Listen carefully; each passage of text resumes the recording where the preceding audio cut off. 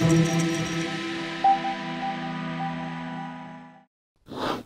Sobat Pintar, selamat datang di fitur AP Live. Bersama saya lagi Kak Fahmi, tentor mata pelajaran kimia.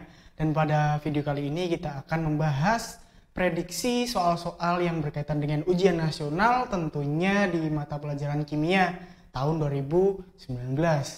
Oh iya, jangan lupa untuk like, komen, dan subscribe video kita di channel Aku Pintar. Aku Pintar, belajar pintar bersama Aku Pintar. Dan video kali ini kita akan membahas prediksi soal-soal ujian nasional berkaitan dengan materi kimia unsur dan juga senyawa karbon. Seperti apa soalnya berikut ini. Ya, ini adalah soal tentang kimia unsur. Coba kalian kerjakan soal ini dalam waktu 30 detik mulai dari sekarang. Bunyi soalnya adalah berikut ini tabel berisi mineral dan unsurnya. Ada mineral serta unsur. Kemudian pasangan data yang tepat antara mineral dan unsurnya adalah nomor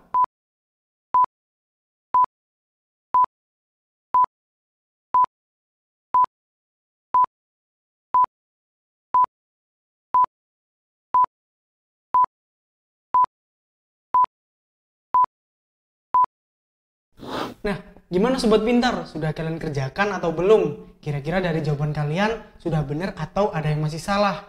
Coba kita bahas soal ini secara bersama-sama.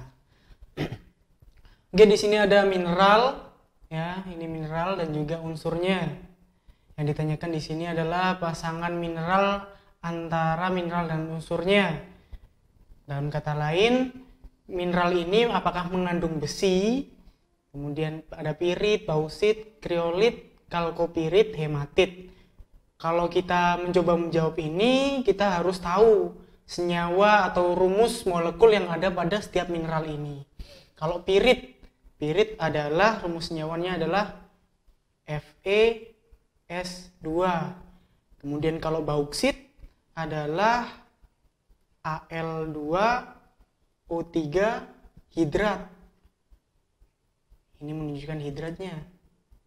Kemudian kalau kriolit adalah Na3Al F6. Sekarang kalkopirit CuFeS2, kemudian hematit Fe2O3. Nah, ini adalah rumus molekul atau rumus senyawa dari setiap mineral ini. Kemudian kita identifikasikan apakah mengandung besi, tembaga, aluminium, kalsium, atau tembaga lagi. Dari pirit, apakah mengandung besi? Ya, ternyata mengandung besi atau Fe. Jadi nomor 1 benar. Kemudian yang kedua, bauksit, apakah mengandung tembaga atau Cu di dalam senyawanya? Ternyata tidak, karena bauksit hanya mengandung Al, oksigen, dan juga hidrat. Tidak mengandung tembaga. Kemudian yang ketiga, kriolit. Apakah mengandung aluminium? Ya, ada ternyata aluminiumnya, Na3Al F6. Kemudian kalkopirit, apakah mengandung kalsium? Kalsium itu adalah Ca ya. Tapi di sini Cu. Jadi untuk nomor 4 salah. Yang terakhir, hematit. Apakah mengandung tembaga atau Cu? Ternyata enggak ya. Karena hematit mengandung Fe dan juga oksigen. Salah. Tadi yang benar adalah nomor 1 dan juga nomor 3. Nah, pasangan data yang tepat antara mineral dan unsurnya adalah nomor ini. Yang B ternyata yang benar. 1 dan 3. Untuk option A, C, D, E merupakan option yang salah. Gitu Sobat Pintar. Jadi untuk jawaban soal ini adalah B, 1 dan 3. Kalau misalkan kalian ada yang perlu ditanyakan, kalian bisa tanyakan di kolom komentar di bawah ini. Nah, kita langsung ke soal yang selanjutnya. Di sini ada soal tentang kimia unsur juga. Coba kalian kerjakan soal ini dalam waktu 30 detik mulai dari sekarang.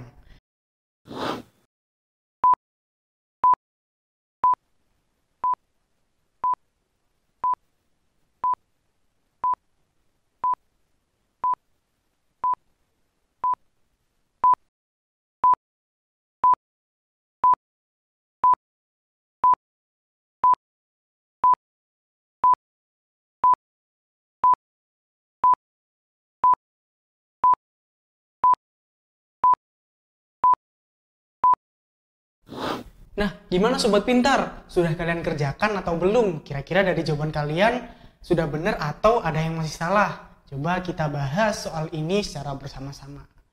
Oke, di sini ada beberapa pernyataan atau sifat. 1, 2, 3, 4 ya. Kita ke poin yang ke-3 dan 4. Coba kita lihat. Memiliki afinitas elektron yang besar dan sifatnya oksidator kuat. Kalau dia memiliki afinitas elektron yang besar dan sifatnya oksidator kuat, bisa diindikasikan unsur yang dimaksud adalah unsur yang berada pada sisi sebelah kanan dari sistem periodik unsur, dari yang sebelah kanan. Ada halogen, ada unsur yang oksigen, kemudian ada gas mulia, itu kan sisi sebelah kanan. Kemudian kalau kita lihat di poin yang kedua, mampu membentuk senyawa asam beroksigen lebih dari 1. Nah, di unsur yang berada pada sisi sebelah kanan SPU atau sistem periodik unsur, yang bisa membentuk senyawa beroksigen lebih 1 adalah unsur halogen. Di mana unsur halogen bisa membentuk asam beroksigen lebih dari 1 itu seperti asam klorat, hipoklorit, perklorat, klorit, seperti itu. Itu seperti Cl-nya. Karena Cl adalah halogen, ya kan? Kemudian ke poin yang pertama, unsurnya tidak terdapat bebas atau murni di alam. Ini memperjelas lagi kalau yang dimaksud adalah unsur halogen, di mana unsur halogen setiap unsur-unsurnya FCl-BRI tidak bisa ditemukan dalam bentuk bebas atau berdiri sendiri. Dia harus berikatan dengan unsur lain atau berikatan dengan dirinya sendiri, seperti Cl2 harus 2, seperti NaCl, seperti juga NaF, berlaku juga FCl-BRI. Kesemuanya tidak dapat berdiri sendiri atau ditemukan secara bebas sendiri tanpa berikatan dengan unsur manapun. Jadi untuk jawaban soal ini adalah halogen. Halogen dikatakan di option yang A. Untuk option B, C, D, E merupakan option yang salah. Gitu. Jadi untuk jawaban soal ini adalah A, halogen. Kalau misalkan ada yang perlu tanyakan, kalian bisa tanyakan di kolom komentar di bawah ini. Nah, kita ke soal yang selanjutnya. Di sini ada soal tentang kimia unsur. Lebih tepatnya, unsur reaksi radioaktif. Coba kalian kerjakan soal ini dalam waktu 30 detik mulai dari sekarang. Bunyi soalnya adalah perhatikan persamaan reaksi inti berikut. Partikel X yang dihasilkan pada persamaan reaksi inti tersebut adalah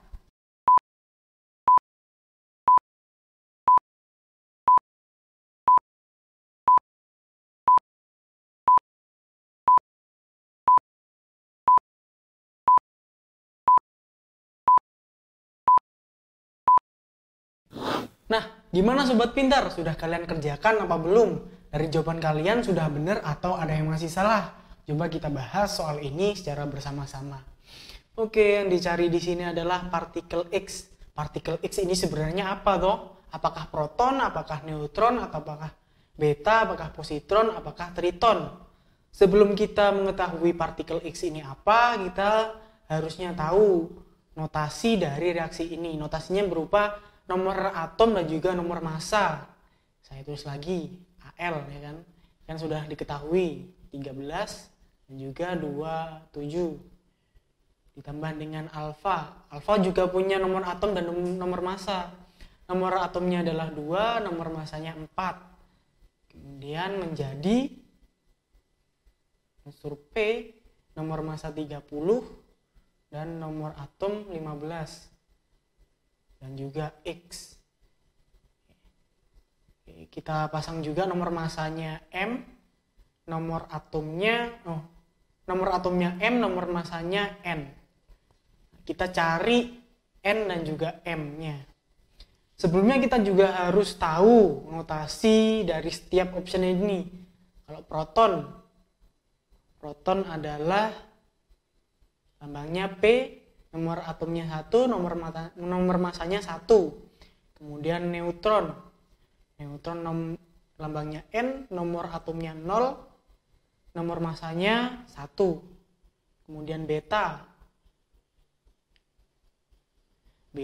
nomor atomnya -1, nomor masanya 0.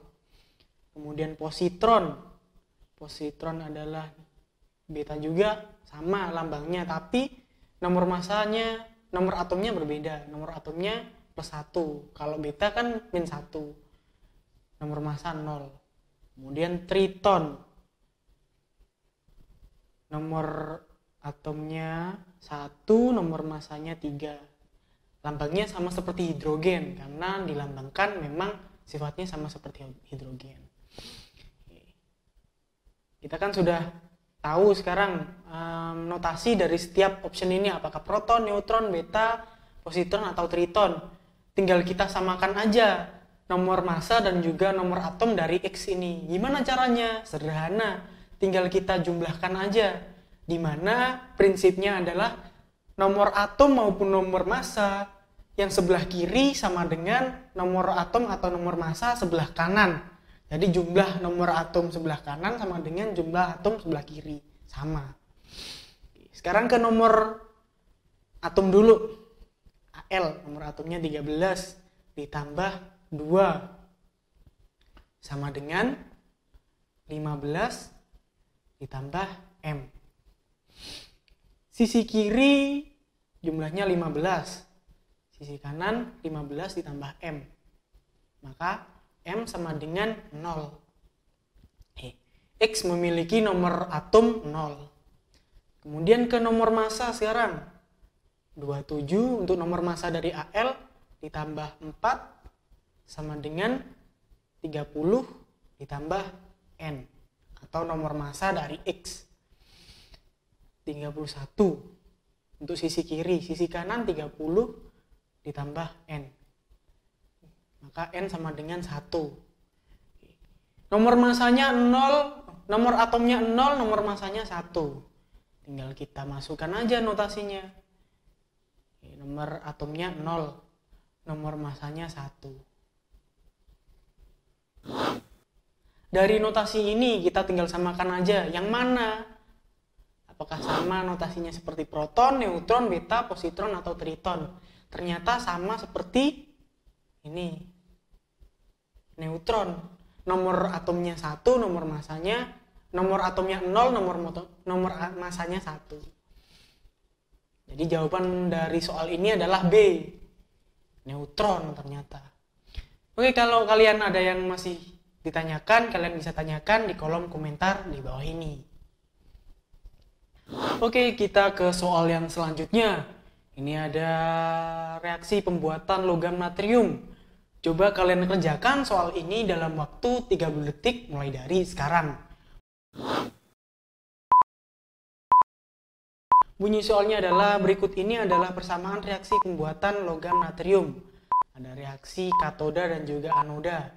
Nama proses dan kegunaan yang paling tepat dari unsur yang dihasilkan adalah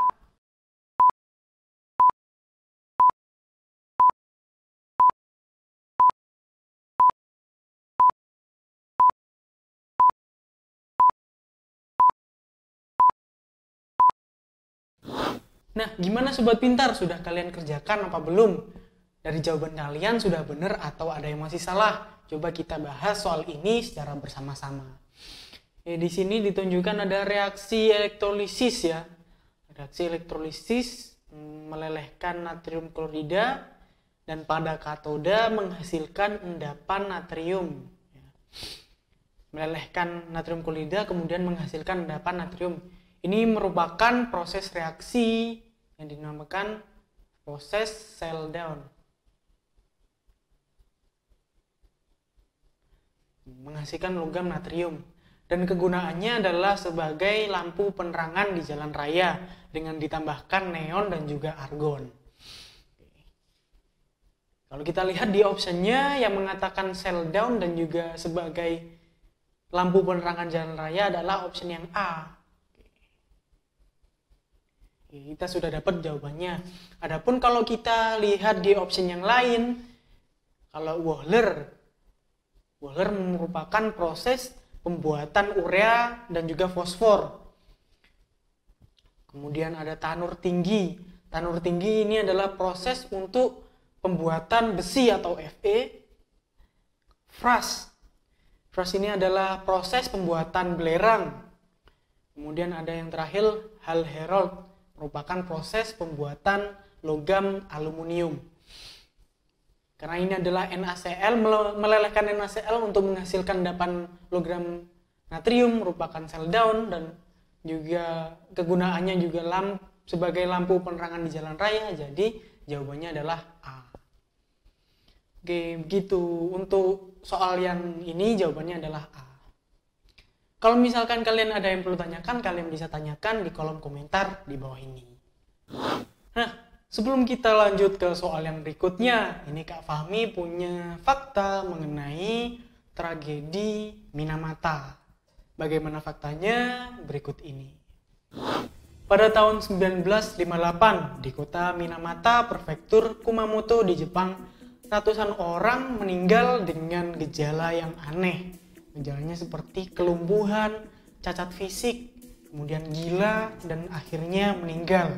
Setelah diselidiki, ternyata yang menyebabkan hal tersebut adalah terjadinya pembuangan limbah merkuri atau Hg secara besar-besaran yang dilakukan oleh pabrik baterai yang dibuang di dekat Teluk Minamata, yang kemudian mengakibatkan keracunan massal warga Minamata akibat mengkonsumsi hasil lautnya, entah itu ikan, kerang, udang yang juga sudah terkontaminasi atau tercemar Hg atau merkuri tersebut.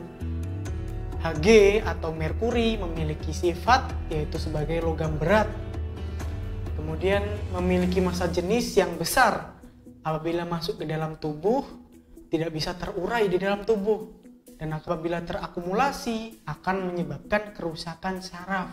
Nggak bisa gerak, lumpuh gitu. Terus kemudian kalau misalkan sarafnya ada di otak jadi gila, kemudian dan akhirnya meninggal. Dan untuk sobat pintar, janganlah kalian membuang limbah atau membuang sampah secara sembarangan, apalagi limbahnya limbah yang berbahaya. Apabila kita memberikan yang terbaik untuk alam dan juga lingkungan, maka lingkungan juga akan memberikan yang terbaik untuk kehidupan manusia. Begitu.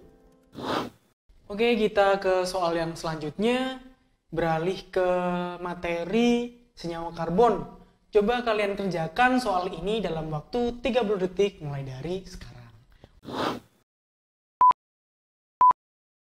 Bunyi soalnya adalah nama UPAC dan rumus struktur dari senyawa dengan rumus molekul C4H8O yang benar adalah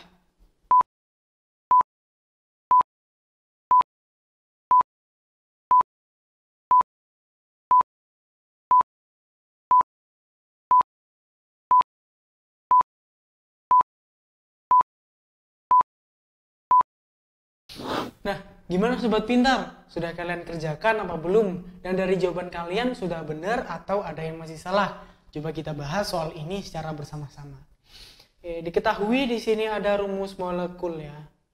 Rumus molekulnya adalah C4H8O. Saya tulis lagi C4H8O atau CnH2nO. Dan ini adalah rumus molekul dari senyawa karbon alkanal atau aldehid dan juga keton atau alkanon. Ada alkanal, aldehid ya, alkanal aja, alkanal dan alkanon. Tinggal kita cari di option A, B, C, D, E yang mana yang mengatakan alkanal dan juga alkanon. Kalau kita lihat di option A, berakhiran ol. Ketika dia berakhiran ol, dia merupakan alkohol. Jadi untuk option yang A salah. Kemudian ke option yang B, akhirannya al. Nah, ini merupakan senyawa aldehid atau alkanal. Ini akhirannya al. Dan kalau kita lihat juga di rumus strukturnya 2-metil propanal. Ini aldehidnya. Ini metilnya.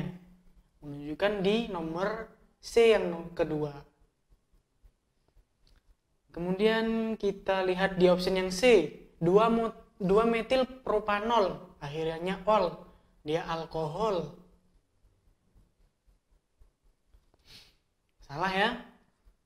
Kemudian option yang D, metil etil eter. Eter ternyata. Bukan alkanal maupun alkanon. Salah juga. Kemudian ke asam butanoat. Asam butanoat. Kalau berakhiran oat berarti dia asam karboksilat. Bukan alkanal, bukan alkanon. Maka kita sudah dapat jawabannya adalah B. 2-metil propanal dengan rumus struktur seperti ini. Nah, kalau kalian ada yang perlu tanyakan, kalian bisa tanyakan di kolom komentar di bawah ini. Oke, kita ke soal yang selanjutnya. Soal materi senyawa karbon. Di sini ada hasil reaksi identifikasi dan juga rumus molekul C2H4O. Coba kalian kerjakan soal ini dalam waktu 30 detik mulai dari sekarang. Bunyi soalnya adalah hasil reaksi identifikasi senyawa dengan rumus molekul C2H4O sebagai berikut. Ada 2 hasil identifikasi. Kemudian gugus fungsi senyawa karbon tersebut adalah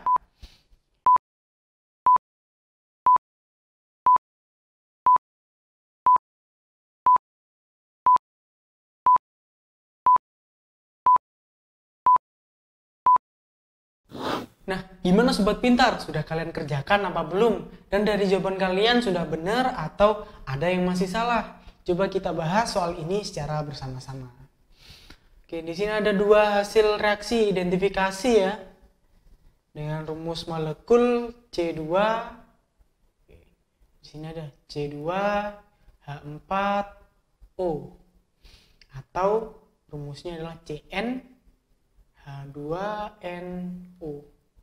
Dari rumus molekul ini dapat kita ketahui bahwa senyawa karbonnya adalah aldehid atau alkanal dan juga keton atau alkanon. Dari salah satu ini. Kemudian di sini dimasukkan di soalnya ada hasil reaksi identifikasi. Nah, hasil reaksi ini yang kemudian bisa menyeleksi apakah senyawa tersebut alkanal atau aldehid atau alkanon atau keton. Larutan yang pertama ya, dengan larutan KMNO4 bereaksi menghasilkan asam. Ini merupakan, kalau dia menghasilkan asam, merupakan aldehid atau alkanal.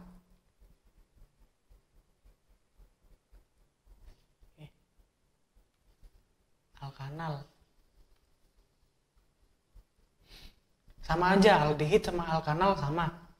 Kemudian hasil yang kedua, endapan dengan reaksi Tollens menghasilkan endapan perak. Tollens menghasilkan endapan perak. Dan ini juga sama seperti hasil reaksi yang pertama, identifikasinya bahwa yang bisa menghasilkan endapan perak itu adalah aldehid atau alkanal. Alkanon atau keton tidak bisa menghasilkan endapan perak.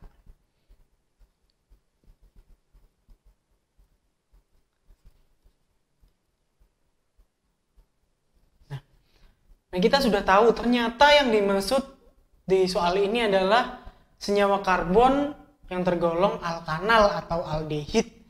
Sekarang tinggal kita seleksi di option A, B, C, D, E mana gugus yang mengatakan gugus alkanal atau aldehid. Kalau kita lihat di option yang A, ini merupakan option atau gugus aldehid.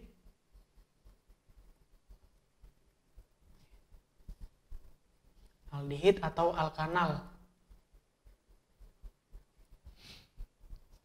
Nah, kita sebenarnya sudah tahu jawabannya adalah A, tapi kita coba lihat di option B, C, D, E. Kalau di option yang B, gugus OH seperti ini merupakan alkanol atau alkohol. Kemudian ke option yang C, ada O di tengah, menandakan bahwa ini adalah gugus eter. Kalau yang D, ini adalah gugus karboksilat, asam atau asam karboksilat.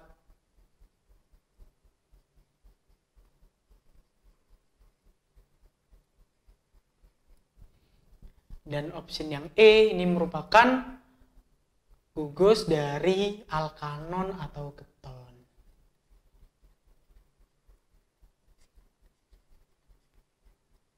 Gitu. Jadi jawaban dari soal ini adalah option yang A. Ini menunjukkan gugus dari aldehid atau alkanal. Gitu. Kalau kalian ada yang perlu tanyakan, kalian bisa tanyakan di kolom komentar di bawah ini. Nah, kita ke soal yang berikutnya. Di sini ada senyawa turunan benzen. Nah, coba kalian kerjakan soal ini dalam waktu 30 detik mulai dari sekarang. Bunyi soalnya adalah perhatikan senyawa turunan benzena berikut. Ada senyawa 1, 2, 3, 4, 5. Kemudian senyawa yang digunakan sebagai obat gosok dan desinfektan berturut-turut adalah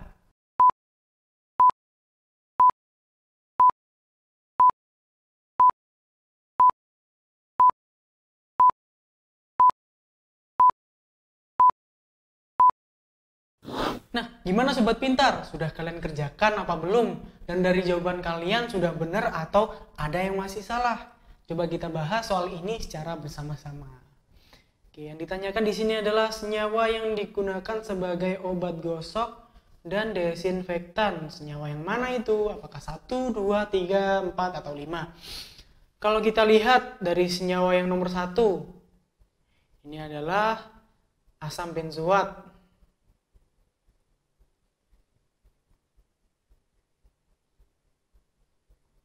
Di mana kegunaannya adalah digunakan sebagai bahan pengawet makanan.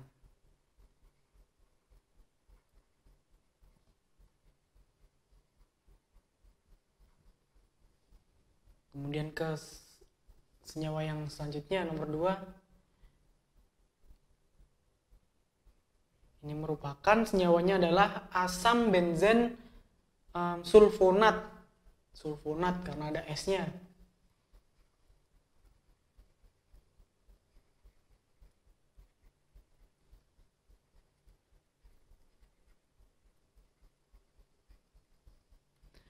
Dan kegunaannya adalah digunakan sebagai bahan pemanis buatan.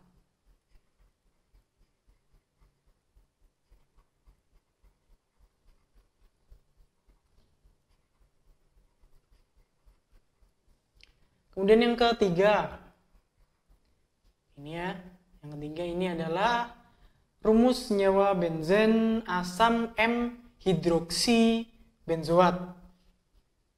Sama seperti gugus yang pertama atau senyawa pertama, ada benzoatnya, asam karboksilat. Yang membedakan adalah ada hidroksinya. Apa tadi? Asam M hidroksi benzoat.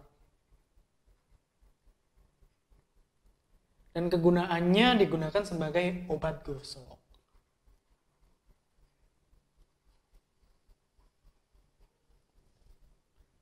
Senyawa yang keempat, ini anilin.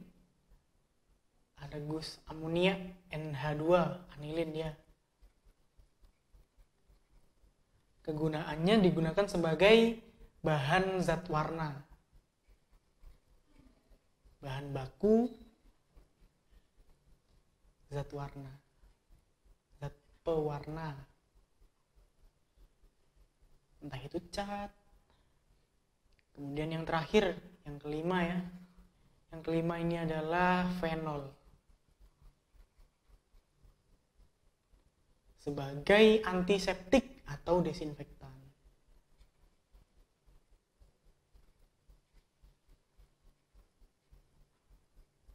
Nah, sekarang sudah tahu nih nama senyawanya dan juga kegunaannya. Coba kita periksa yang mana yang mengatakan obat gosok dan desinfektan. Asam benzoat bahan pengawet makanan, bukan obat gosok, bukan desinfektan, salah. Asam benzen sulfonat sebagai pemanis buatan, salah.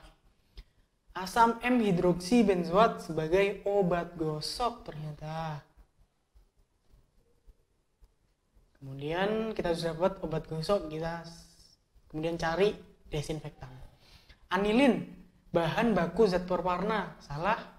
Kemudian fenol sebagai desinfektan.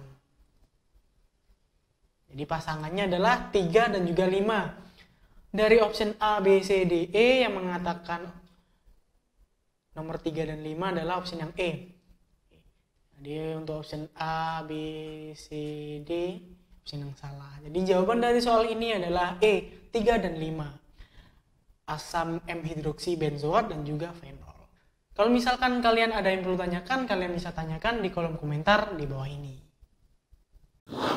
Nah, kita tadi sudah selesai membahas beberapa soal mengenai materi kimia unsur dan juga materi senyawa karbon yang diprediksikan bisa saja keluar di ujian nasional tahun 2019, tentunya di mata pelajaran kimia.